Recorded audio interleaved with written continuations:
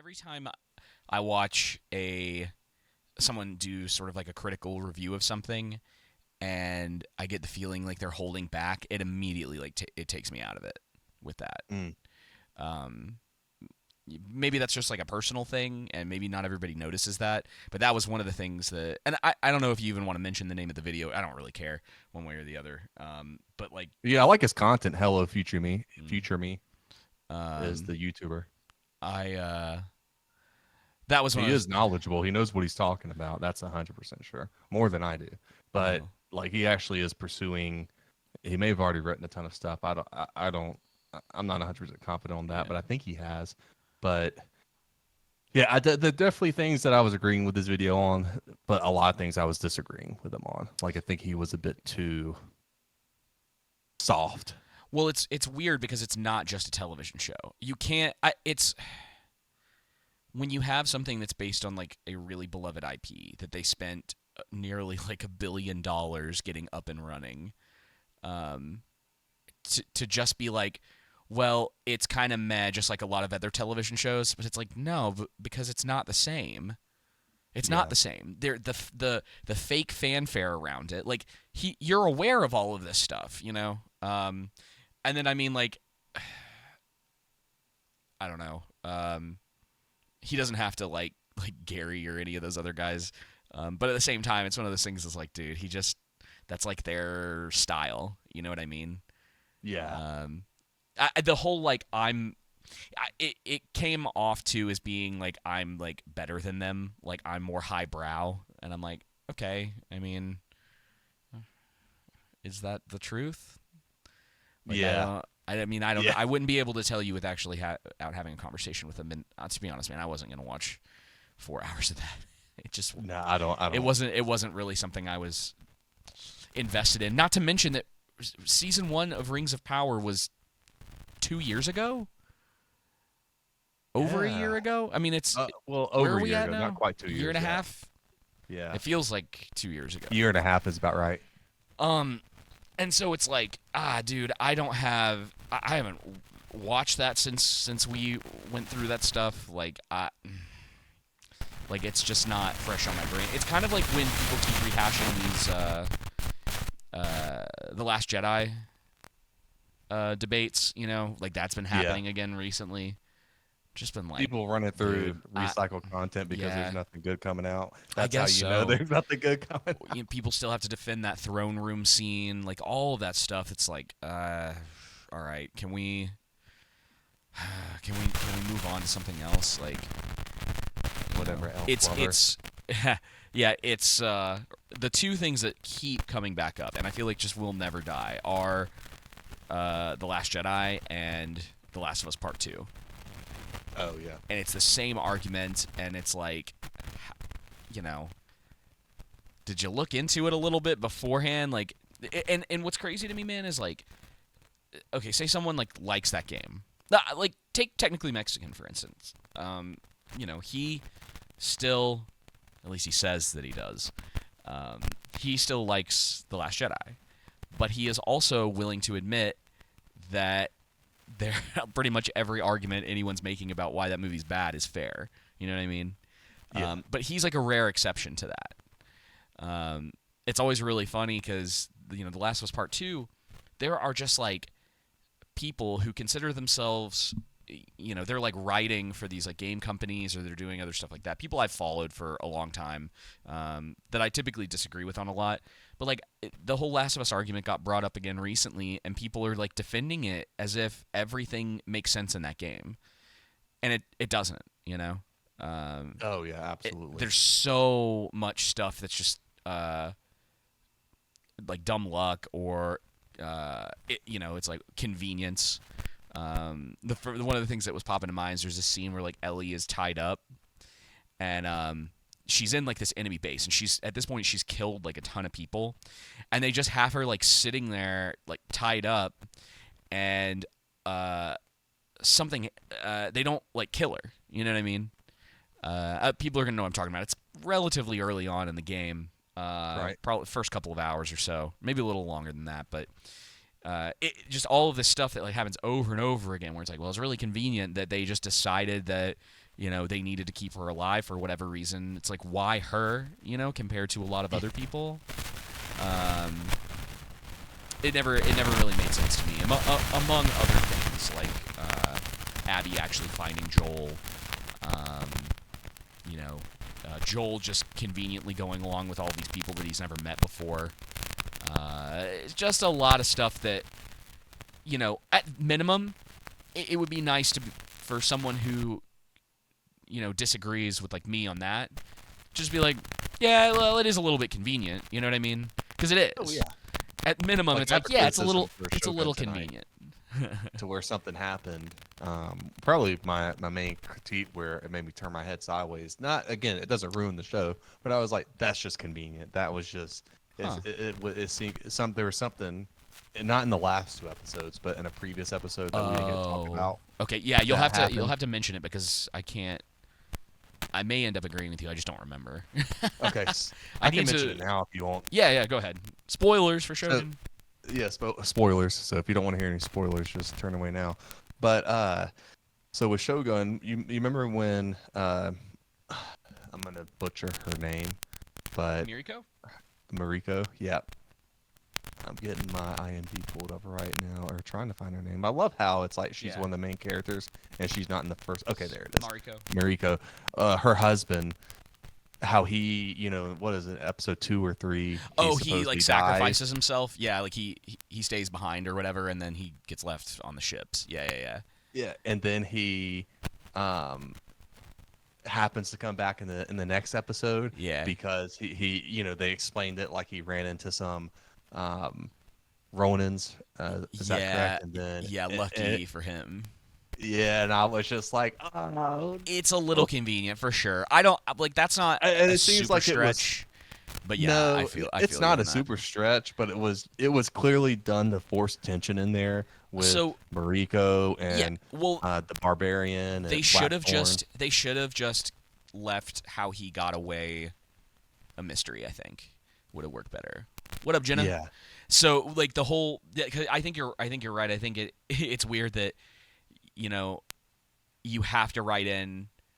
Oh, like they were. This is what I would assume they were thinking, right? Maybe you come down to, well, do we need him to have like people help him or not? And then because all those Ronin didn't survive either, right? Right, correct. So it's like they're down to 2 Ronin. So maybe it is more of a stretch to be like, well, he made it out by himself. Well, there was like 30 guys chasing, like there were right a lot. there on him. Yeah. But at the same time, it's not like it was like 5 or 10 to where you're like, okay, that's not, Yeah, I guess that's though. Okay, so it is. You're right. A little bit of a stretch, maybe not a huge stretch, but just because of what we currently have seen, like what at that point, like what we've seen of everything, there's no setup to allow that to just be like, oh, it makes sense that would happen. Yeah, which is probably where the disconnect comes in. Well, it would have been nice. Like, I get they want to leave that mystery there, and everything. I get that, but that would have been something that would also been nice to see. Oh, how did this actually happen? It kind of reminded me of the Rings of Power one was a lot worse, but when pointy ears, as they like to refer to them in the Southlands. Yeah. Good night, that show. But old pointy ears, how it was, he wakes up after he gets captured by the orcs, and he sees his captain there and whatnot, and it's like, well, that would have been nice to see how this happened. Now again, not as much of that's a way further stretch than an issue than here with Mariko's husband, Bernuto, something like that. What's his name? Yeah, I'm looking because Bernato. I know it's like Burn something. He's not even on the first page of the. Hang on, I'm gonna have to. I'll have to pull up Makes the rest. It so much easier. I have to pull up the rest of the cast. Buntaro. Okay. And so but again, that was the only thing that I was like, oh, that was a bit lazy writing and just kind of forced drama. Maybe I like it though. Maybe it's not as much lazy as it, because it could have been the time that they had, the importance of, because they needed him to come back, right? So because you're right, they could have and to be fair, the show does take its time, so it's not necessarily an excuse. Um, but the him like having to go through the explanation instead of just sort of being like, well, Ronan exists there. There are probably plenty of people that were still there that would have, given him They're help. loyal.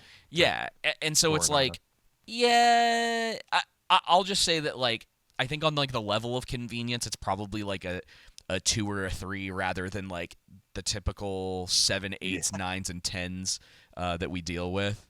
Hello, Jake. Jenna, we're talking Hey, about Buntaro getting surviving. What was that between episode 2 and 3? something like that, yeah. And again, I like it. I like the drama that's there. I Me think too. that build up has been good. Yeah. I just think that connective tissue should have been threaded a bit better than how they did it. But I mean, like, man, I want to go back and watch the entire thing, once it's out. But I really love this show. I mean, it Dude, just I like did too. it like it's crazy to me still, and I keep saying this every week. We're so early in the year still, and just to have some really solid stuff that's come out, even if there is stuff to criticize about it, this is just it's great, and we still have quite Well, a I few wanted other to things talk about to at least semi look forward to. Yeah, no. Well, I wanted to talk about that because that's really my main and only criticism. I mean, I have others, but like most everything is just I'm just gushing over this show and how well crafted it is. It is really solid, isn't it? Like the acting. I mean, it's so nice to have another show to just point to the acting and the facial expressions of characters and what And that the means. subtlety, Yeah. the subtext that's there. And dude, just like the last 2 episodes, what's really been on my mind as I've been watching them is when Toranaga said, what was it, in episode 2, to where you have the 3 hearts, the one that they let everyone know what they feel and think, the heart that is just for their close friends and family, and then the heart that is just for themselves. Yeah. And so it's really been on my mind that what we're seeing is not what's being played. There's a lot of misdirection going on. And I think you're eventually right. when episode 8 and 9 and 10 comes out, it's going to make 6 and 7 make a lot more sense. Hopefully, that's a hope, right? Yeah, I think Toranaga has a lot more going on. I wonder. Now, of course, guys, we are going to be again, just to be clear, we are spoiling like it's not. We're going to be probably jumping around a little bit. We're not doing just like a full on breakdown of it. Maybe once the whole thing's over, we'll see. But I think you're right. That's kind of the thing that's been back in my mind too, because, especially with was this episode 7? Was Episode the most recent? 6 and 7. Okay. 7 was today. 7 in particular. There's a couple things that happen at the end with Blackthorn walking out. Now, the thing with Toranaga's son at the very end, obviously that I'm really curious to see where it goes. And it's interesting that that's where they decided to sort of like end his son's story. It is interesting, isn't it? Yeah. You want to go ahead and talk about that? Because I've been processing that as well. Like I think, so spoilers, major spoilers. I'm gonna say it Jenna's one like, more I'm time dipping. since Bruh, Jenna, how have you not watched it? Catch up. Yeah. So yeah, so go ahead. no, I was just gonna say I definitely understand him coming to his demise by his relentless pursuit of battle and naivety of not thinking everything through. I love in the beginning of episode 7 how Toranaga says, "Why is it those who have never tasted battle desire it the most?" Yeah. And I think it's definitely the fruition. Like it definitely completes his arc for him of just being too headstrong and eager to Yeah, he just go never into battle and everything. But I don't know if I would have rather him have gotten bested by the brother. Like I think like you have this cowardly, what they're going to view as a cowardly act in that culture of ambushing them to assassinate them. I think it would have been better to have Toranaga's brother kill him versus I how guess he died. I want to see You know how. what I mean? Yeah, I Like just I want feel to see like how that it was just plays a bit out. like, oh really? Like Yeah. Well, honestly though, I kind of like it because it really is the culmination of that character. That like, he really was just like a boy, and he never learned yeah. anything. He never listened to his father. Well, I don't know. He I was think constantly making mistakes, and it's his like fierce loyalty to his father. Like you're right. He never yeah, learned. but his father never. He's not gonna appreciate fierce. Like it's dude. It's legitimately this is a conversation that has now left us talking about movies, and I have this conversation with people all the time now, right? It's like you can have the best intentions in the things that you're doing. You can have like work as hard as you possibly can, but like if you're constantly screwing up, if you're constantly doing the wrong thing, like your effort means nothing. It means absolutely zero to the people around you. And like that's the culmination of that character. Like even if that's the case, he never listened to his father, who clearly was more wise than he was. And ultimately that was his downfall. And so it's like maybe it's going to take like the rest of the season for it to sort of like settle in or whatever, cuz I do want to see what happens next.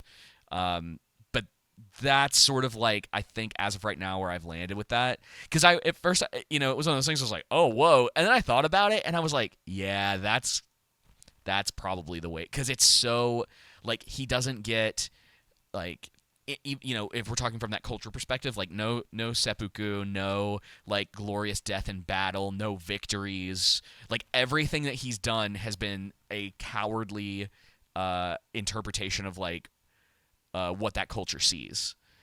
Like he doesn't there's like no honor in anything that he did and no honor in the way that he went out. Like it was like pathetic what happened. And I don't know. Oh man, I all alone too. Yep. Like you remember when his brother said death is just a lonely path or walk in the forest, right? And he's all alone in that moment, dying, a slow death, fully realizing it. And they definitely could have like done his character arc to where he did learn from his mistakes and everything. But it was interesting. He ain't the main character, so no, it was interesting how he did it, and I really like the character because on one hand it makes sense like how he's spelling, being a boy, right? You hit the nail on the head, and I don't think we ever told his exact age, but you can kind of tell, right? And so he's trying to learn, but it just never happens. And then his fierce loyalty and desire to for his legacy, but then also primarily to protect his father and avenge his father, right? Because he said that line to what was can't remember her name, not Mariko, but the Kikiko? The leader of the house for John Blackthorne. The house that Fuji, that's her name. She runs his house for him. Yeah. There. And I'm looking at the actor's names, not the sorry. And so you're good. And so I like how he says to her, like, maybe if I would have stood up and said something at Osaka, your husband and baby would still be alive. Maybe I interpreted that. Maybe it wasn't. Okay, so everything that he does always comes off to me as the wrong way of going about it. Like even that conversation. So like he thinks he's saying something that's like honorable and that she will appreciate. But to me, I'm like, dude, stop digging the knife in that her family's dead. Yeah. And like maybe no, you're exactly right. Okay. He's not. Yeah. I agree with you. I should say. Like I think that it's definitely a, he has the good intentions, right?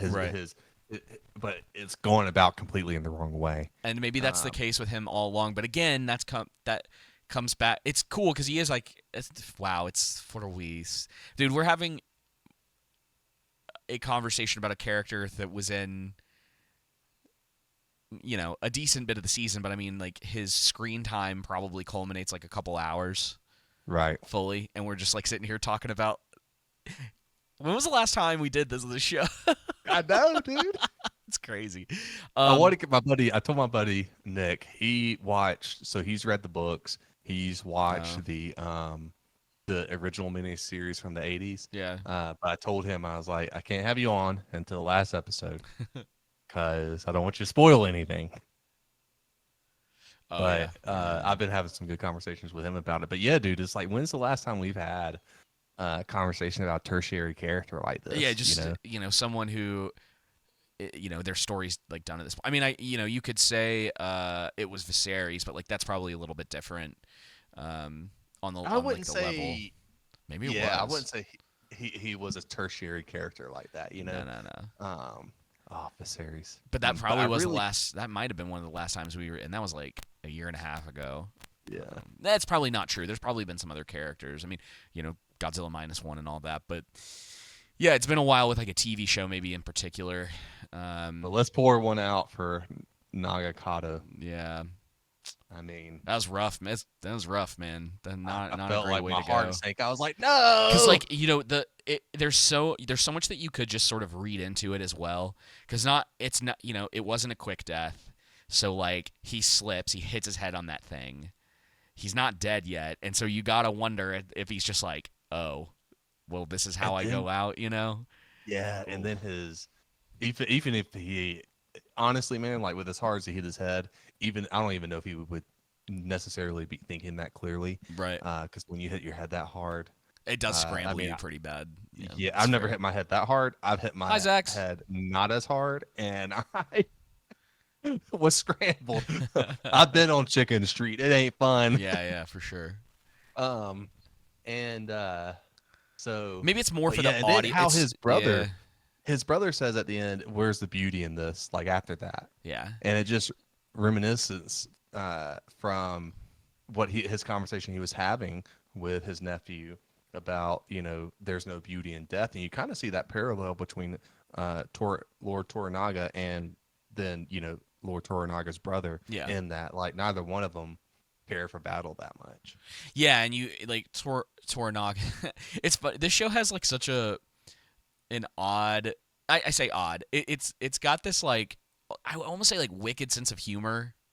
It's so Yes. sharp in the way that it handles a lot of stuff, but when because there's all these little themes going on in there where I think it's Toranaga's brother that says like, do you care more about the legend, the story, or the truth? Yes. Yep. And then like the little line from one of Toranaga's like advisors, the older guy who escapes, and Yes. he's like, he's like, do you remember that day? And he's like, that fool wanted a 12-year-old child to be his second. And he's like, how many chops did it take you? He's like 9. And it's like this, it's so funny, but and they both have sort of like, it's like why I say it's kind of a wicked sense of humor because it's like such a terrible thing to think about. But at the same time, it is so funny because he's like, that dude was an idiot. Like, Toranaga clearly doesn't have it. And maybe that is kind of what you're talking about, where it's like the hidden heart, the things that people don't see, the things that we don't see, where like you think maybe like Toranaga has respect for this guy, but there are maybe some things that are telling you otherwise. And so Yes. like who Toranaga is on the outside and the way he allows certain things and certain like legends and stories about him to persist, Versus correcting them is intentional. Yep. And even Well, I when mean, I think. Go ahead. I was gonna say, even when his brother had that one story that was probably true about how he like pooped his pants and he had to ride on the horse for like 5 hours or whatever, Yeah. and that probably being true. And dude, that's why I love this show so much because like everything is like so consistent in the way that characters react to situations. Because if we were sitting around and I was telling that story about you, or you were telling that story about me, or somebody else, right? Like we'd all be like laughing about it, whatever. But like all of us men are just like dead serious in that moment. They're like, no, How dare you Yeah. disrespect them? yeah. And so it's like that's the kind of stuff where you're like, yeah, you're right. There's more going on than I think we're being let in on currently. And I love the interaction between him and his brother too, because he's able to say things to Lord Toranaga that no one else can because of that familiar that family relationship. Yeah. But yeah, man, really, really liking it so far. Really happy with the direction that's going. I think there's definitely some stuff if we were to just, frame by frame it or there's going to be little things here and there. There's some weird stuff, just like creative stuff they did with like fisheye lenses. I haven't seen it as much in the more recent episodes, but they were doing stuff with these like weird wide shots. I don't know if you remember that from some of the earlier episodes. Yes. That I was just sort of like, oh, I see what you're trying to do here. I was like, I don't know if that's. It just looked a little bit weird. Could have been better. But yeah, I mean, like the acting is so on point, like the sets and the way that everything looks, the costume design. I've just been so happy with it. I like so many of the characters. Dude, the costumes get better as the episodes go on too. And like it's lived in. People are dirty. I know. People are like pissing on each other. They're like, all of the stuff with like Blackthorn's men, and they're all down in that like pit or whatever, and they're all really gross and like, dude, man, it's so good. It's so good. If Amazon would have done this, what would have been one of the themes, right? The how white colonization was a detriment to Japan. Yeah, which, I mean, still isn't really a thing. So no, it's not at all. But along with what we were talking about, like I noticed that some things that were, I think we were talking about, like what I was talking about earlier. You have the three hearts going on, right? Yeah. And so I was noticing some odd but like deliberate contradictions in this episode. So you have, on one hand, Toranaga embraces his brother, right? Right. For a night of celebration and rest, like, hey, let's celebrate and everything. But then privately, he reveals that he doesn't really like his brother that much. Yeah. He thinks he's a scoundrel, right? And then you have the Lady of the Willow World, how she points out to Toranaga that doesn't make sense how careless the careless mistakes he was making. Such as leaving his garrison so carelessly exposed to the threats. But then he immediately shuts her down. He's like, somebody's been paying attention. Well, and shut up. Don't reveal my plan. That's what I really like about it's we haven't seen like a ton of it, but the whole courtesan thing, they have connection to a lot of powerful men in Japan, and they've probably learned a lot over the years. And so that's kind of one of the things I've really liked about the way that they've characterized all the women in this. Yes. It's respectful to the culture and the time that it was. It's not trying to preach at you that what they were doing was wrong. Like, it's pretty clear when like Mirika's husband beats her up. It's like, well, that's bad. Like, everyone is clear that's not good. Like, you don't have to be like, now you understand why that's not good, right? Like, you don't get any of that. It's not preachy in that way. Like, they're there and they're telling the story in the setting that they're in, and it's like all we ever ask from these is like be consistent with the thing that you're like the place that you're at and like the world that you're building, if you will. And on that note, David, you talking about what's his name again? Buntaro. Yeah. With him slapping Mariko, we find out later in these two episodes, right? I think actually in this episode, maybe it was the one before last, that he really did love and care for her, but she showed him ice for so long, like, and just her response to him, because she didn't view him as a step up, like, for herself in marriage, that it was a step down. She wasn't, and so it makes that dynamic more interesting, that she was cold as ice, like as he says to him for so long. The bitterness of her situation didn't ever allow her to like open up to him. And so it's like he became like they are in a way who they are currently because of each other. And I really thought that was really interesting too. Like I just all the little stuff about like the characters. It's those little really details cool. Like that, and like and when to show them, right? They could have showed them before that slapping scene, but I was like, that was intentional, showing it afterwards. And like there's other stuff that I think staying in that same like the same part of that episode, which I think was 5, when she gets beat up. Maybe it was 4. It's hard to remember, but that whole scene, and then like the respect that like Blackthorn kind of has for Buntaro, because you realize like he's had like an insane amount of drink and he was that accurate with a bow still. Like there's Yeah. there's these little things that like because Blackthorn is one of my favorite characters. I'm kind of surprised by it so far because typically the character that is the sort White. of well he's like the avatar for um the viewer, you know, he's like that's Yeah. the The character that stand-in you're for the viewer. yeah, like that's a character you're following around and you're learning about everything and that you see through like the majority of the story through that character's eyes. Obviously it's not 100% because they do jump around to other things that are going on, but he is sort of that, you know, he personifies that. Yeah. But he's funny.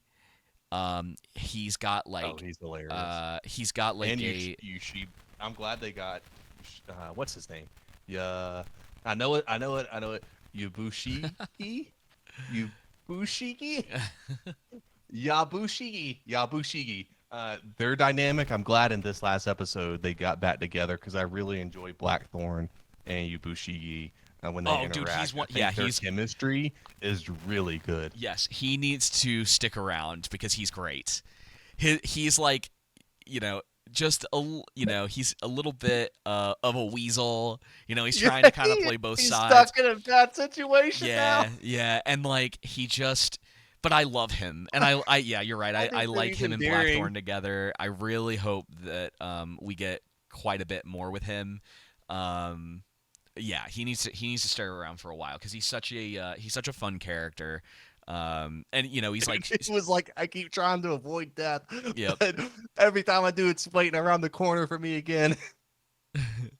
And so yeah, I really have been just enjoying like the cast and the way that every character, you know, it's like you can tell that when they were writing this and producing it that like there was so much care and attention that went into it. Like when we talk about, you know, Lord of the Rings and the care and attention that went into that, like this is a similar thing.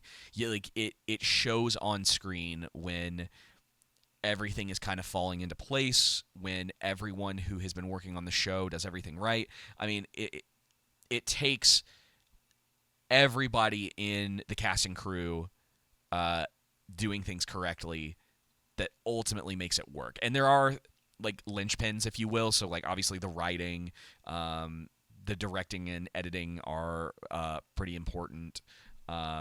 And then all the other stuff that really helps bring everything to life, like the costuming and sets and, Yes. of course, the acting and other things like that. But, you know, we hit a little bit harder on, like, writing and some of those things that are more, like, the fundamentals of it. Because if that's wrong, like, everything else doesn't really matter. Yeah. You know? We are typically more forgiving of the technical aspects of things if the writing is top notch. Yeah. Oh, I'm way more willing. It's why, like, with this, when you were talking about that scene, where with Buntaro escaping or whatever, it's kind of one of those things that's like, I mean, you might be right, but like, look at, you know, it's But sort I of love like, it. Yeah, I mean, it's like I That will. was the part I was gonna say. It was like, oh, that's not good. That's Yeah. a bit of a stretch, but I like it. And yeah, I think it just shows, right? I mean, we've talked about like Godzilla -1 is pretty similar. That it's like when there is like a vision behind like a creative product like this, it really does show. And I'm happy, dude. I want like a physical release for this. Like I hope that we're not gonna get like, you know, 12 seasons of Shogun. Like I would really like them to just It's almost, one and done. like like in and out with it. You know what I mean? Like, Well, that's what it is. It's just this season and that's it. no way. Yeah, it's one and done. That's it. This is the season. That's it. You didn't know that? I thought I said that No. last week. Yeah, no, they're only doing one season and it's done. That's why it's 10 episodes. Oh, all right. Well, hey, I mean, I'm okay with that. I mean, anything's possible, right? But right. They just repeatedly said I- it's only one season. That's really interesting because I feel like there's, Okay, I'm fine with that. That's interesting. We'll talk about it again when it's over, because I need to see how like everything kind of like wraps up if that's the case. I did not know that. Huh. Okay. Still, like regardless of that, like I mean, hey, that's what 10 hours. Yeah, 10 hours. How long is the fellowship? Like the whole 11. it's the whole thing's 11. So The I mean, extended it's about edition. 11 hours. Okay. Yeah. Yeah. I mean, I'm totally cool with that, man. I would be perfectly fine The with the them. the producer and co-creator Justin Marks, who's one of the writers too, said that we took the story to the end of the book and put a period at the end of that sentence. We love how the book ends. It was one of the reasons why we both knew we wanted to do it, and we ended in exactly that place. And I've been party to this in the past with shows like this where you build a whole factory and only pumps out 10 cars and closes up shop. It's a bummer. But I think, Okay. that's the right way to go. Yeah, I agree. And Zach's in the troll room was saying that there are other books that they could adapt. Um, so, yeah, hey, if we get sort of like a, man, if they keep it at that level, I'm in. Ah, man, that's crazy. Like I'm sort of torn by that because I love so many of the characters that I'm like. But yes, okay, that's fine with me. If we get one season, if this knocks it out of the park, I want a physical release for this. Give me like a 4K release. I will pick this up and I will be happy to show this to people. Yeah, exactly. So apparently, on what Zach was saying, there are five more set in 5 different time periods spanning Japan, Hong Kong, and Iran. And so the author of the books wrote 6 total books in his Asian saga between 1962 and 1993. So, Interesting. So we could get some other stuff. yeah, like spin-off, so to say, if Yeah. that makes sense. Yeah, sort of like, yeah. I'm okay. I'm down with that. If they, yeah, keep it interesting. But yeah, I really like this cast, and I like what they're doing with it, and I'm interested to see like how the whole thing culminates. And I think that's perfect. They have the source material. Don't go beyond it, right? Yeah, agreed. Like, let's not get into the territory of like, well, now we have to figure out what we would want to happen next, or yeah, I'm with you. Yeah. I'm definitely with you on like I want another season because it's so great, but at the same time, it's nice knowing I got one excellent 10-hour season. Yep. Yeah, I could go back and watch and enjoy. You don't have to worry about hesitating with people on a season, being like, "Well, I really like season 1 through 4," and then it kind of falls apart. They just start it and close it, and I'm good with that. I actually think we need more of that. I think that would fine tune a lot of shows there that where they would be remembered for the better versus for the worse. I mean, imagine if Game of Thrones had ended around season 5 or 6 or even 7. Yeah, well, to be honest, season 8. a lot of there's like a lot of argument with that show in particular about whether the problem was that they went too long, or what they really should have done was take more time, and that because it definitely should have taken more time. Yeah, well, and I mean, like Three Body Problem really isn't gonna. I don't think it's redeem them. Yeah, and maybe that would have been a better show if I really think Netflix's model doesn't really work out. Wait, did you attack The Walking Dead? Did I? Did you say something about Walking? Did I say something about Walking Dead? Walking Dead kind of sucks. It does suck. I mean, if I didn't say anything about The Walking Dead, let me be clear, it does suck. I think that The Walking Dead was like a phenomenon. Yeah, and it was kind of interesting for a few seasons, and then it was like, ugh, like it. That talk about a show that falls into patterns. They don't really respect the original source material, and I even think the source material starts to fall off after a while too. I read a lot of they spun their wheels too much in that town. I know, with that mayor or whatnot. It was just like, oh brother, like I'm over this. I'm done. Yeah. Well, but along with bro, I don't know. Sorry, just real quick. I don't know what is up with.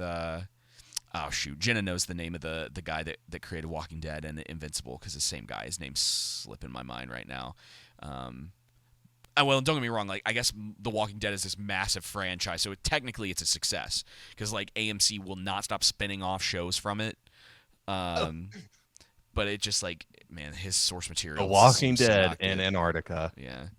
Like the Invincible, I don't know if you've been hearing about it, but Invincible, like they stealth dropped the second half of season 2 after the first part being only like 3 episodes. No, It's just like a weird. They've been handling that show really weird, especially considering how popular the first season was. Did you ever watch season 1? of Invincible. Yeah, man, I wish we had talked about that. I don't even know what you're talking about. It's a I've seen it it's out there. yeah, you know. man,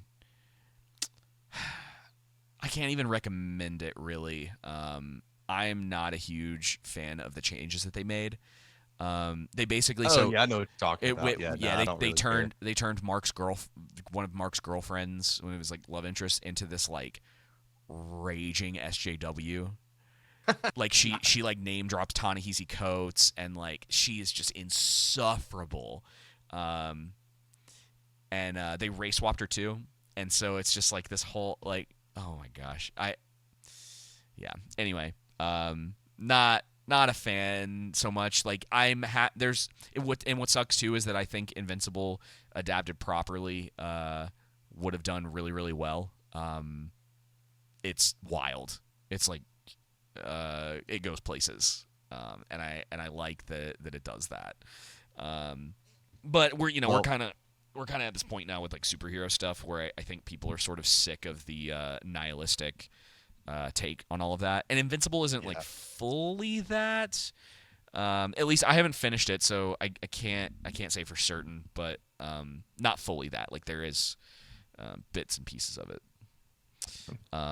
Well, as far as the other contradictions in this episode that I wanted to mention just real fast was the next one was Toranaga gives he initially denies the Willow World lady her request Yeah. in Edo, and then he gives her exactly what she wants later. And then Toranaga checks Buntaro's emotions and refuses to release Mariko from her life, despite like really, would you say like no apparent reason to spare her life anymore? Oh no, he has reasons to keep her around. Yeah. Yeah, I wouldn't say that one is only because. Well, I guess so she could fulfill her in episode 6. He kind of restored her to, hey, you still do have your purpose. So yeah. And she's that doesn't really she's make sense useful. then. Yeah. You know what I mean? Despite even if like all of that wasn't there, like she's still useful to him as an interpreter, and clearly he has probably some affection for Blackthorn, but like he's useful. You know? Yeah. I did think that it was interesting how Toranaga referred back to John Blackthorn as a barbarian after going through so much with him and recognizing him as Hadamato, and giving him all these all these gifts, I should say. Yeah. I thought that was a bit interesting. I'm like, I wonder what's there. I wonder what the play is there. And then I thought it was also interesting how, at first in episode 6, he was against the Crimson Sky, and then he was for it at the end of episode 6. And then then he surrenders to his brother and publicly shuts down Crimson Sky.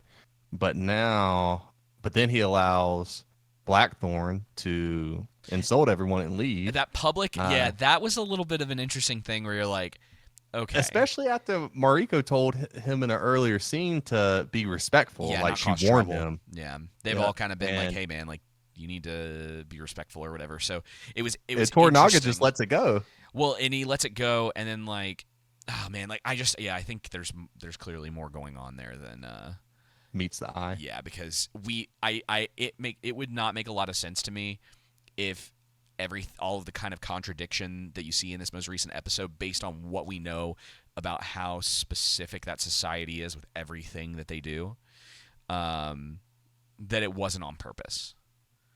Yeah. So. Well, I think, like I was saying earlier, I think he gave him. I think he probably gave Blackthorn permission to get his ship back. Yeah, I'm wondering. Like, I'm eager for the episodes to see the plans within the plans. You know what I mean? Because I think all that's going to get revealed. Oh man, I can't. And wait. I just like going back to Toranaga's brother, Lord Saki. Yeah. Saying to Toranaga's son, Nagakato, that, what you were talking about earlier, to where he talks about, hey, do you prefer stories, legends over the simple truth? That may, the truth may be not what you want to hear, it may be awful, but I think like there's a lesson there both for uh, Nagakado, but also for the audience. And so the lesson is about death that Nagakado never really understood, never grasped the meaning of. Right. And then that plays there for the audience as well. Yeah. I don't know, man. I can't wait. I won't I'm ready to this has been just like a nice little like reprieve from everything, because we're not too far away from the Acolyte. Fallout is next. Oh God, Dude, Fallout's in 2 weeks. You know that, right? So yeah, I think we're gonna have to. We have to choose between Magical Society, King Kong, or Monkey Man for next week. Oh my gosh, we that's won't a lot. we won't be reviewing Shogun because we got both episodes today. Right. So I think what we should do is just wait. Should we wait until Shogun's over at this point and then talk about it, or do you want to? I mean, I guess we can bring it up as the episodes I come gotta out. keep You wanna reviewing talking it about episode by episode. Okay. We can finish it out. I'm with you.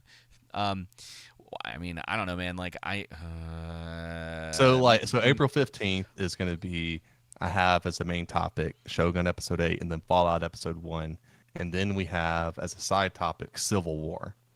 And then we got the next episode of Shogun on the 22nd. And wait, when's Fallout. Civil War out? Civil War comes out April 12th. We got Holy Ungentlemanly Warfare and Rebel Moon on April 19th. Oh man, what a potential like yin and yang with those two movies. Yeah. If Ungentlemanly Warfare is even close to The Gentleman in quality, I'm oh man, I'm excited. I'm excited anyway. Like I really want to see it. Zach's saying my theory is that they established the Ishido ship was in port, which will be how they plan to take Toranaga to Osaka. Blackthorn is in on it, and he'll overtake Ishido's ship and free Toranaga. Interesting. That's interesting. Yeah. I could see that for sure. That he's basically because there was that other thing that maybe was important but didn't seem that way when Toranaga's brother was talking about how Toranaga was a hostage. Yeah, like he's been a hostage before, and so maybe they're just like they're giving away the plot, and they're just not fully telling you that in the episode. You know what I mean? Oh, exactly. And so we're gonna be able to go back and see the plans within the plans. Yeah. Right. Yeah. But you know what's gonna be I great hope, is that it's not gonna be. I hope so. It's not gonna be new scenes that we didn't see. Brian Johnson. Because that's how you do a mystery. Mm-hmm. That's how you have that like suspense in the. Yeah. Man, I don't know. One of these days, I because was it you and technically Mexican that were saying that Knives Out wasn't that bad? Yeah, I thought it was fine. I thought it was all right. We're gonna go back through that. I'm gonna make all of us watch it again, and I'm gonna sit there and point out all of that stuff to you guys. Be like, this makes no sense. We touched a nerve with David on that. That was yeah. Let's do it. Yeah. To be fair, some of that stuff had to be pointed out to me too, and then I was like, oh no, this movie's bad. One of the biggest things I just remembered, it is an insane convenience that the main I love her, but the main actress in that, like, her whole thing is like, if I lie, I throw up. Therefore, like, no one would take that seriously ever. Like, it's the stupid. Yeah. It's so stupid. Anyway, sorry, that was a little bit of a tangent, but yeah, man, I'm really looking forward to this. So yeah, we can keep going through these. Obviously, we won't next week. I think it was actually good that we got this out of the way now, so that we can cover that stuff next week. Yeah, I think it's good to do a one-drop shop like that. I think the reason why I chose the TV shows as the main topic is because it's easier for us to pull footage from and to have playing while we're discussing them versus movies that are coming out. Like, we don't have that access. It's a little harder to do some of that. I was gonna mention this to you. One of my favorite things to do in like friend group settings or whatever is because like Magical Society, it's out there. Like it's a weird dude. What a weird world that we live in now, where like that movie's out there, and you're like, I guess it's just all right. Like I mean, it's the title of the movie. It's like you remember in I don't know if I can say it or not. Did you do you? I Do feel like it's a trap. I know that's the way it feels sometimes, doesn't it? Do you remember in I don't know if you ever had this in college, but like, did you ever have to read like Huckleberry Finn or Yeah. To Kill a Mockingbird or any of these books where I'm pretty sure it's like hard R's. Yeah, no, in high school I did. Yeah, and then like I was thankfully the lucky one that got to read that part, and like I was like, yeah, teachers are like N word. yeah, and it's so funny, man, because I swear maybe it was only in college. You're not gonna catch me in this trap, Yeah, nah, teacher. I swear it was in college. They were like, "No, it's cool. Just say it. It's in the book." And you're like, "Hold up." I ain't doing that. It's like, have you ever seen Scott Pilgrim where like the vegan police like bust through the wall Yeah, and do the whole deal? I feel like that's what would happen. I don't know. yeah, It's so right. funny. I need to get that clip of Eric July saying it so we can just like cover our bases with it. Yeah, Unfortunately, guys, we are not the most edgy show on the internet. We But I like to to be when I'm in public respectful. or when I'm talking to people about it, I like to call it the American Society of Magical Inwards because I think that's really funny. Because people are always like, "What?" And you're like, What? I mean, that's tech. Why would you That's say what. that? Yeah. That's what- It's like, come on, It guys, is the pick title of the movie. yeah, I don't think like pick your battle. Let me know. the sequel is gonna be the American Society of Magical Crackers. Yeah, I think like yeah, it's fine. Anyway, we don't have to get into that. That's not the point of the show. But yeah, I think we are going to talk about it next week because I'm really like I legitimately might stay up late tonight just to watch it. I can't tell you how excited I am for this, even though I know it's terrible. At least from everything that I've heard, and it looks bad. So It's just the oddest premise of.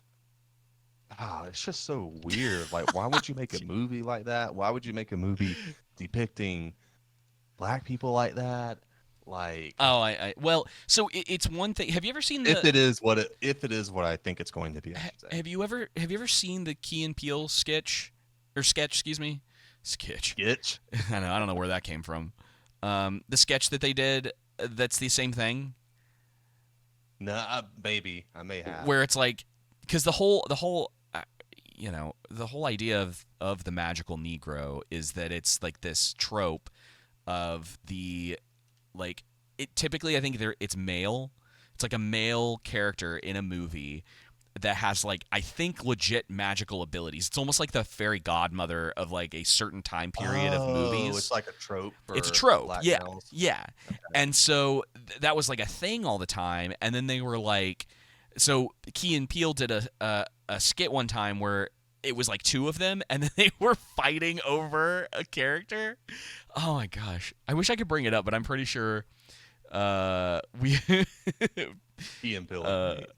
yeah, I think we would get struck on that if I brought it up. But you can go find it. I can send it to you. I'm sure it's on YouTube. I cracked up hard their sketches along with Dave Chappelle. Oh, Man, bro, man, I miss that stuff. get my sides hurting, man. I honestly understand why some people feel like when Harambe died, like the world we like went through some sort of like weird like portal into another world or like because it feels like All the sensitive people got in power. and it's everything everything in mainstream got so boring and like they're trying to like whitewash everything and I don't know, it sucks, dude. Yeah. Let's see here. Key and dude, I typed in key and it was the first one that popped up in the search thing. That's so funny. Oh man, I'm gonna send this to But you. yeah, so we got a lot of good content coming out. I think if we can stick with the TV shows for right now will be good. And it looks like too with House of the Dragon that we'll have what is it? Oh, bro, we 2 got months in there. I know we got 2 a lot months in going there. on. We From definitely June 16th to August 4th will be House of Dragon season 2. there's definitely a lot of of movies I want to talk about. It's like you have your like give and take because I like doing the movies because we can knock it out in like one stream. Uh-huh. And Yeah, like Borderlands. yeah, Zach, So looking forward to that movie. if you're still in the chat, dude, we still want you to come on at some point. I feel like we've been trying to get you on for like 2 years. Yeah, hasn't. Zach's too big for us now. That's what he says. He says I only play in arenas. Yeah. Jay Saddy's Stellar Blade demo will be happening at some point. Yeah, we got to do a Helldiver stream. We too. do need Sorry, to do I've been- some. I know we gotta get in on that. I think when you out asked here- me, it out here actually was playing on by Saturday, myself. and that's when I first started to get sick. So Well, and then Whoopa is getting a new PC on Friday or Saturday. I probably won't be around much this weekend, but yeah, we got to figure that out for sure. yeah, we got to do a Helldiver stream on the channel. Okay, so why don't we just have like a small catch-up discussion on Dune since we haven't really gotten to talk about it, and I've been able to think about it a little bit more. Though I think I said it last week too, that I really do want to sit down and watch part 1 and part 2 like really close together. Same. To kind of get a full picture of that, because it's like that's really the way that you're meant to watch that. It's Right. just like in one sitting or like pretty close together. I, as of right now, just with some of this, I think is probably I don't know. I really liked part 1 of Dune, and so where I'm at right now, I think part 1 is better. But that doesn't mean that I dislike part 2. I just think that, and we talked about this. We actually talked about this yesterday, a little bit. Yes, we did. There's a lot I like about part 2. I think that a lot of the character writing gets sacrificed. Though I've heard, well, I don't know. Yeah, the plot for just like getting the plot done, essentially. I think, and I'd have to think about it a little bit more. But yeah, I was not real thrilled with sort of what felt, especially towards the end of the movie. And it's crazy for something that was 3 hours long, but the kind of like breakneck pace by the time they get to sort of like the final battle, to the end, they're closing up all of this stuff like really, really quick. You have the fight with Josh Brolin's character, because he wants revenge for like what Yes. and they've been building this up since the first movie, and it's like 5 seconds. You're like, bro, come on. Yeah, and I guess Like- we're good giving an overview. You Yeah. talking about like at the end there when he fought Batista? Yeah, when he fights Batista at the end. Yeah, I know, dude. I was just like, oh, really? It's so frustrating, dude, because like, oh, and allegedly, I never heard anybody say this, but like there were, people that I follow and people, and I think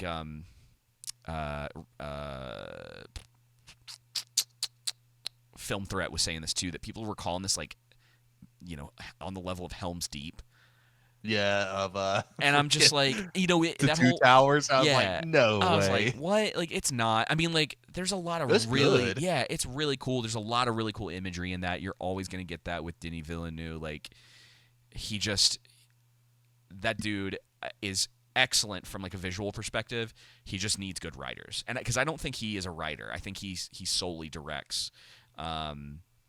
But he's got really, really good vision, and that's one of the things that I love about him. And while I'll pretty much always give anything he puts out a chance at the very least, he's pretty much at this point like 50.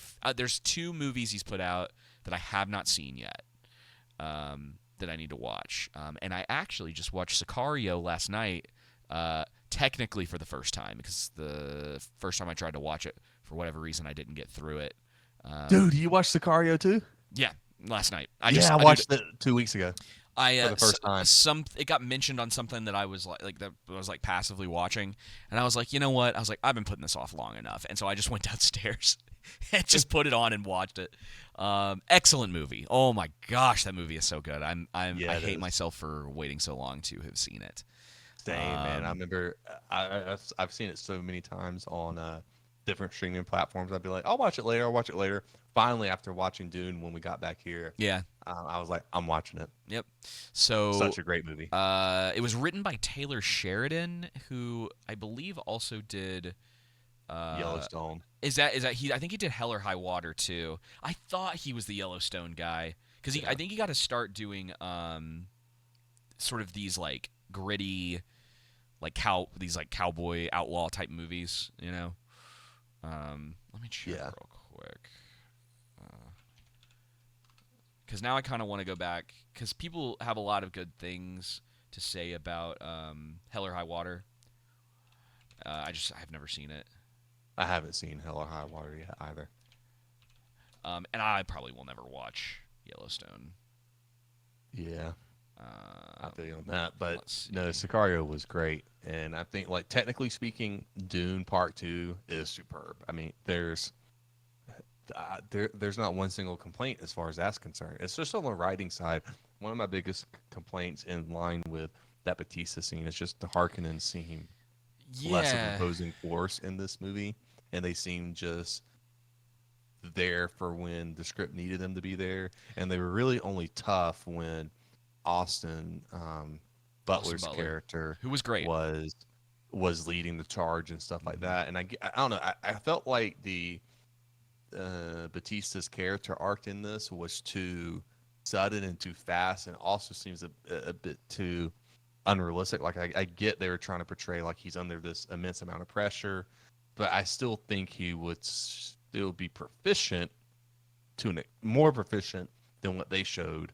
Uh, but I don't know. It was very much. I heard it. I heard Dune described like this. Dune Part Two. It was very clinical. A, Mm, B, C, D happens, but it just I never could get. It's not a bad movie. I liked it. I thought it was really good. I could just never connect with it. yeah, And I think a lot of that is what you're talking about, the character writing, a bit of the things happening too fast. Um, yeah. It doesn't it doesn't you can't all build up the Harkonnens in part one to be this physically threatening it- force, yeah, and then just have them. they get rolled way too hard in that final fight. Yeah. You know what I mean? It's like they're again, Helm's Deep is Throughout the actually film, they get rolled, and with yeah. the exception of that one scene when Austin Butler gets the charge and he starts blowing up everyone in the seats or whatever they're called.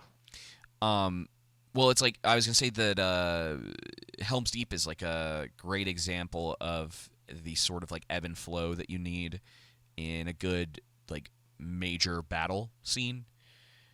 Winning, Yes. losing, hope, hopelessness, spending those quiet moments with characters. I mean, like we could spend an entire episode just like breaking down that battle and talking about like why it's important that like Aragorn spends time with that boy, right? Where he says this is a good sword, like that, like all of these little things that happen throughout that fight, the little moments between Gimli and Legolas that I love so much. Um, you have to toss me. God, I love that movie. I love that movie so much too. Man, I gotta watch those again. Gimli's one of my favorite characters. For those of you that don't know, I love Gimli. Uh, it's so good.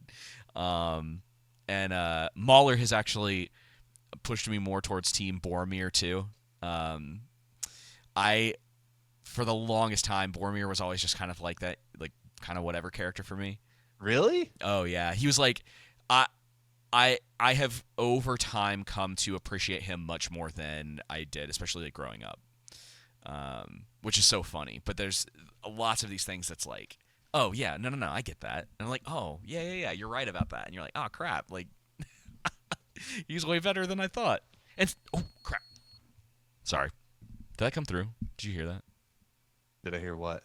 Oh good, hopefully that didn't shoot. Anyway, yeah. So What, did a gun go off in the background? no, whenever I pull out my headset just a little bit, it makes this really bad noise. Oh no, they heard No. it. That's crazy. You didn't hear that.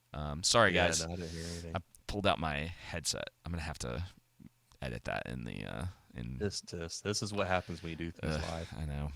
This thing's always done. It's so annoying. I don't know why it does that. Anyway, so yeah, it's such a good way of showing that kind of major battle, and you get. I want to say the one from part one, you get a lot of that. In fact, that whole movie is kind of like that. The like ebb and flow of like tension, and then like all of this awful stuff happens because of the fighting, and then things calm down, and then it ramps up a little bit more, and then the ending of part one is kind of weak, but obviously they had to split it in two, so they had to stop it somewhere. I do. I love the cast. I think everybody is working really hard in it. Yeah, I'm not a huge fan of Timothy Chalamet. Like oh man, he's like a Zoomer, like, I don't know what the term I'm looking for is with him, but he's very popular with like Zoomer girls. Yes, he is. And you're just like, okay, like whatever. But he's good in this. I like him. He's one of those people that like if he's in a good movie, I'll be like, yeah, good job, man. But him being in His something build makes me question hand-to-hand scenes. Oh well, he's if you've never been like just spar with somebody, and you can definitely see the difference between sizes, right? That's why there's weight classes, right. And so in the first one, in the first movie, it makes more sense because he's coming into this role. There's you have that one scene at the end. He's more so using his agility and speed versus his strength. But this one, I was like, yeah, it was all right. It was fine. Well, and that's kind of what he always does, and like he barely wins that fight at the end. It's not like they just give it to him. Yeah, that's true. So it's yeah, and I mean When that he's happened, supposed I to was be. like, oh, is he gonna die? I know. He's supposed to be like from what I've heard, he's pretty accurate to the way he's depicted in the book. Oh, nice. You know what I mean? It's like, and it goes along with like his name, right? He's like the desert mouse, Yeah. Muad'Dib. I thought Zendaya's character was to make a lot of sense in comparison to, her character arc. With Go ahead. Why is Zendaya popular? Is that insulting? I mean, like honestly, I just don't get it, dude. No, like I mean, maybe that may be insulting. No, what I'm thinking of is that she comes across to me like Gal Gadot. Oh, see, I think it's even because you get what I'm saying, to where it's like she's more of a model than an actress. Yeah, I get that. Like and I say like what I mean is like I'm sure Zendaya would be fine for like rom-coms and movies like that. I just don't know if sci-fi is necessarily the genre for her. It could just be genre specific.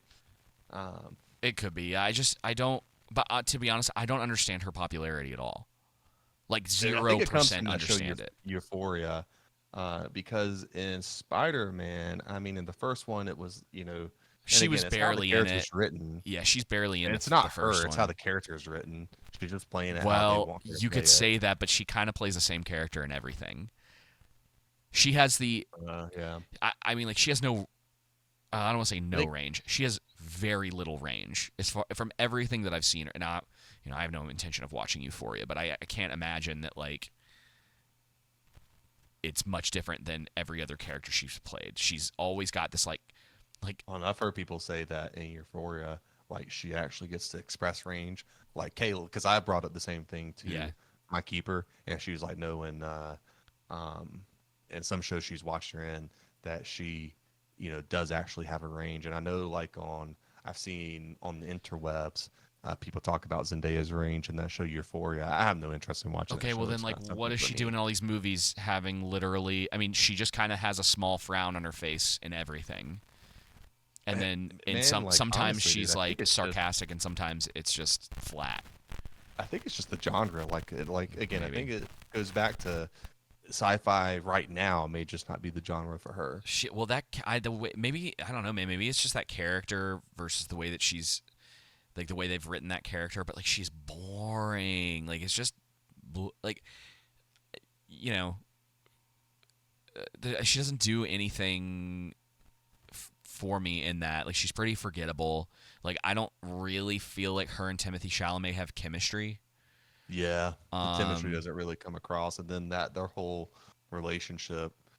it's Uh, not when they like in that at the end and they go their separate ways. Like shouldn't there be some like heartbreak there? Like shouldn't we have been at least invested in their relationship enough that it's like, man, that sucks. It's like it seems like yeah, it's probably what he needed to do. But also like, oh man, it really sucks for her. You know. Yeah, But I they think just the build up doesn't really work with their nah. relationship in part two because again, like she's antagonistic to him in a sense Yeah. because some people view him as their savior, their religious savior. Other people view him as not that, and so you have that battle going on, and it's like, well, you're facing this force in the Harkonnens that want to wipe out your people. Yeah. Why not just be on his side and help him to, I say help him, like help your people defeat this force that's threatening, to wipe you out. And again, that interpersonal drama, I think you can't show that. It just doesn't work well in here and how they portray it, in my opinion. Yeah. Yeah, I'm with you. I don't. That's why I'm saying I think the character stuff's probably the weakest part of Dune too. Um, maybe not all of it. I like Javier Bardem. I think you get more of like you get to see a lot of the world building stuff that I think's cool. Which is probably why I wanted to like spend more time with the different groups of people that you meet and the different characters, and because to be honest, I think actually that was a little bit of my problem with the first one is that like they just because there's so much to cover and they have to they're only making these two movies out of the first book. You don't get to spend nearly as much time with individual characters, so when they die, you're like, ah man, that does kind of suck. But it's not. I don't think it has the same kind of impact as I've seen from other things, Yeah. and that's probably where some of that is missing. And it's really unfortunate. And again, I still like part one and part two. I think if you're into sci-fi, it's like a pretty easy recommendation. I think if you're not into sci-fi, it's probably something to steer clear of. Like I would never Yeah. I know we talked about this last week, I think, but I know there's like maybe this is the thing that gets people in or whatever, but like this would be something that I'd have a hard time selling to like normies. Yeah. Because Yeah. I feel like that I know a think lot of people that would try to watch it and be like, I could not keep up with that. Not for me. Yeah. Yeah, like that was because it's just despite the stuff that we're criticizing about it, like it is still very it's very sci-fi. Like giant Yeah. sandworms and the whole like kind of Game of Thrones-esque thing, which I think we had talked about this on the phone, but I do wish that they had like this could with a good budget could make an excellent television show. You have plenty of source material to go through. You'd have to kind of watch your budget to some degree because you don't want to go crazy with it because again, it's pretty hard sci-fi. It would be a difficult sell for like a mainstream audience. And maybe not so much now, but like this is something that HBO could do like a modern version of it, and Maybe created for modern audiences. that's the biggest problem we've got now too. But if they were to do something that was like a faithful adaptation, and you are able to cover significantly more in the span of like however many seasons you need to get pretty much all of it done. Now, I've heard some weird I didn't stay fully away from spoilers, but as far as like these two movies are concerned, I knew a little bit of what was going to happen. It's impossible to stay away from everything, especially because it took them 3 years to get the sequel out. But there's like some weird stuff apparently that happens like way later on. Like Paul becomes like a sandworm. Like some weird like, oh, okay. So I don't know. You start getting into stuff like that, and I feel like maybe you lose like your general, even the closest thing you'd have to a general audience with this. But I'd love to see it. I'd love to see like a television show that was just a complete faithful adaptation of the series with all of the political intrigue and drama. We get some of that. I'd love to see more, and I hate that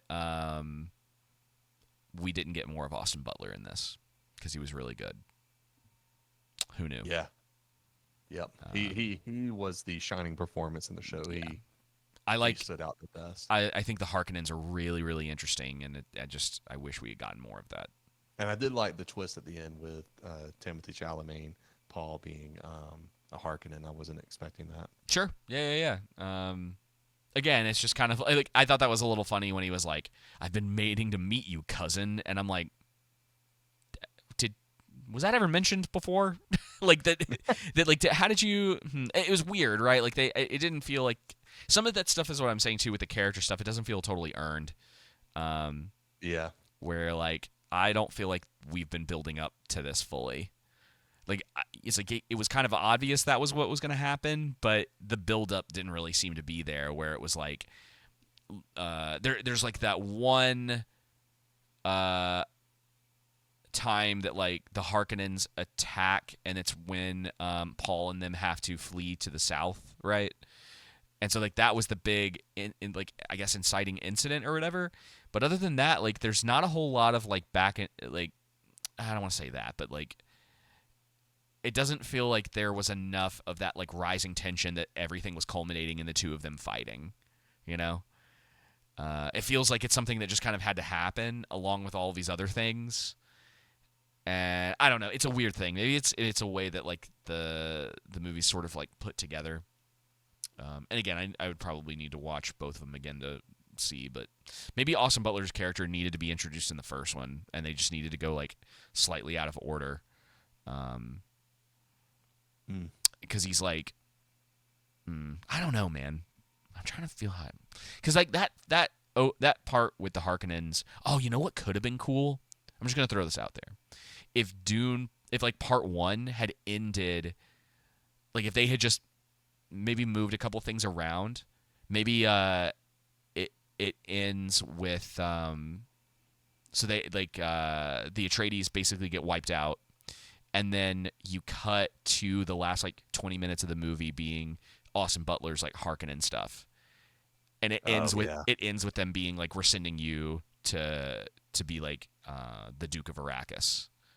And so it's like setting up, you would now have this like crazy dude that they're setting up to be. I don't know. That might have been how I would have done it. And this obviously this is a little bit of hindsight or whatever, and trying to think through like how do you make like a solid ending to that part 1 that's a little better than what they did. I think that's probably what I would have done. Feel on that. Anyway, I'd still probably recommend it, especially if you've seen part 1. Yeah. Watch them together. Wait till It's at this a good point. movie. It's not bad. Yeah, it's not bad. Man, wow. I mean, yeah, it's like maybe 6.5, 7 might be where I put it for part 2, and I think part 1's like probably 9.5, 9.8. Oh god, part 1's probably 7.5. Probably not an 8. Well, I don't know. The imagery, a lot of the imagery in the first one, I found really striking. Like the cinematography in part 1 is really, really good. It's good in part 2, but I think it's a little better in the first part, and that's gonna bump up your score with me just a little bit because I'm a sucker for it when it's good. All right, well, I don't have anything else to say about Dune right now. Not super passionate about it, but I'm glad it came out. Godzilla -1 still would have been my movie. Would have been number 1 movie last year, even if with Dune Part 2. I don't think it really it's not really a competition to some degree. But well, Joseph, Yeah, I hear. you got anything else you want to add before we close out? Nah, man. That is it. Awesome. Well, thank you guys for listening to episode 166 of The Underground. We will be back next week with a packed show, really, especially if we get... I might try to watch all 3 of those movies. I'll try and do my best If to watch you- all 3 of them. I guess we'll focus on American Society and Of Magical People. Godzilla, and then I want to Yeah, see... we got to do Godzilla. Monkey Man's probably not going to be as popular. I want to see it. Kind of curious about it. Unless Let's it's do Magical Society and King Kong. I think that's probably easier. the only way I'll call an audible is if like Monkey Man is unbelievably good. Yeah. You know what I mean? If it's like Yeah. awesome, then I'll just be like, hey, you need to see this, and we need Okay. to spend some time talking about this. Other than that, like if it's kind of like, yeah, it was all right, or it's actually kind of bad, maybe I'll mention it for sure, and we can, if you have time to watch it, we can talk about it for a few minutes. But yeah, we can talk about the other 2, because Godzilla's a big one, just because it'll be a nice like opposite end of what -1 was. I'm pretty sure. So. Oh, more than likely. It made a lot of money though. People really like to watch big CG monsters beat each other up, and I don't totally blame. I can't blame them. It's just not my thing. I don't at this point. I don't. It's like I need a little bit more from that sort of stuff. Though there's I love the first Pacific Rim, which is kind of what that is. Yes. I really do like that movie a lot. I know exactly what it is. That would be considered a guilty pleasure. I might have mentioned that last week when we were talking to technically Mexican, but that's probably where I was thinking about that from. But yeah, I get it. Believe me, I get it. I understand why people like the big monsters beating each other up. It's just kind of not my. It's not fully my thing, All right. Well, until next time, y'all. Take it easy. See ya.